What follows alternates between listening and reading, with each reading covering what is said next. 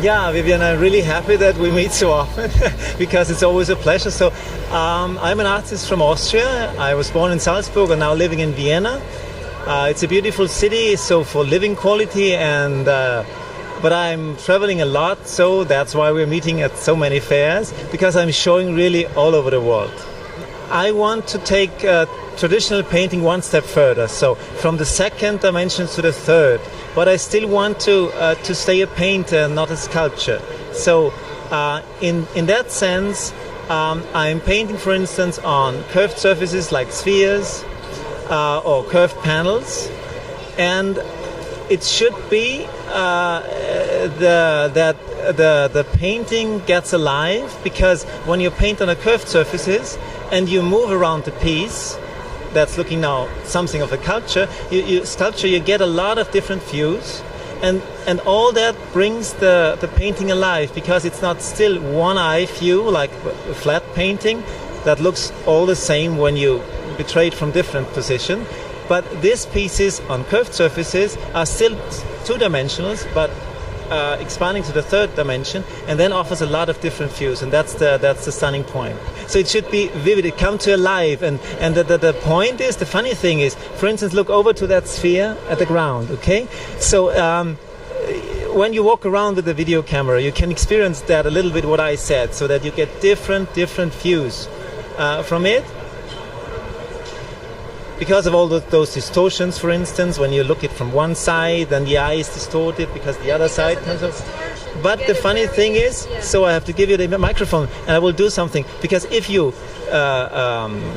put the sphere in different position, it looks different. That's funny, and it changes a little bit the expression. So, especially with those spheres, you are free to bring it in positions as you like. So I will do that and show that for you. Yeah.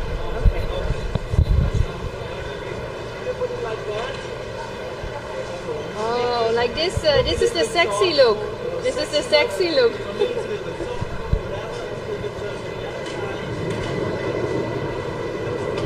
It's more the mysterious look. Yeah.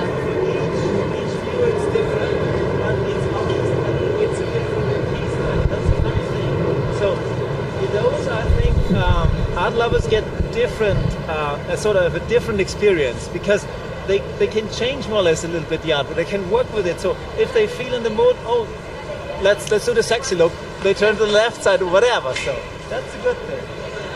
And see, the other side is polished stainless steel. So it's a mirror, because those series goes back to Renaissance painting. That's a long story, but very interesting. Maybe we have time to. Yes, you can tell. Okay, so there was a time in art history, this was a time where a lot of changes came to the world. It's a Renaissance time. But within the Renaissance time, there was a certain art movement called Manierism.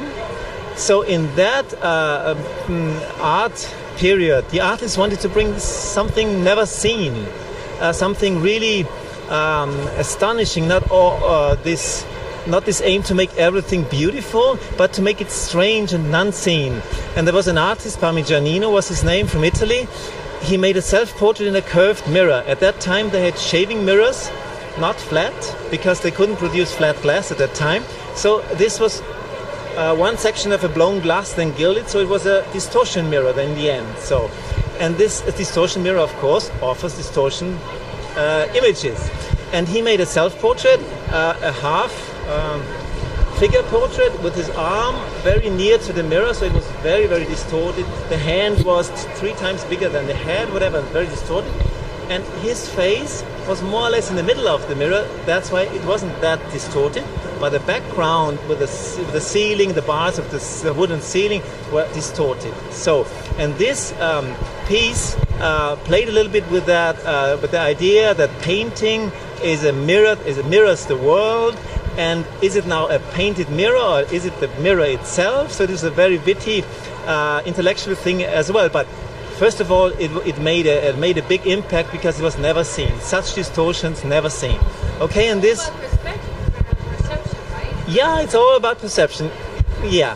So I made more or less with those series of faces on stainless steel spheres an updated version, so to say, because I painted on one side a face which is distorted, obviously. So I distorted everything what he didn't distort, because his face is not distorted. Okay, and the other side works as a true mirror, a true distortion mirror. See, look. Everything is distorted. I don't know if I see it go extra on that diet or if I look better. No. Let's see. You don't need a diet at all. Whether you look in a distortion mirror or not. So, and the funny thing is, so I combine in that work this intellectual discussion about painting mirroring the world, because I have a painting combined with a true mirror, so to say. So what is the largest piece you have made from these two? Now I had in Canada we had a piece 1.60 meters. And this is a sort of size I can handle, because I'm working. I do all the working process by my own, even the lacquering. And if you see, I'm over 1.80 meters, and the sphere goes up to here, and I have to work on that sphere. I have to paint that sphere. So if it goes bigger, it would be a problem, so to say. So about 1.60 meters makes a big impact, you can imagine. Yeah, so this series is called Moon series. Yeah. So it's a little bit, so I'm always dealing with faces, but in this kind of work, I thought, okay, let's make the man in the moon, so to say, the face in the moon.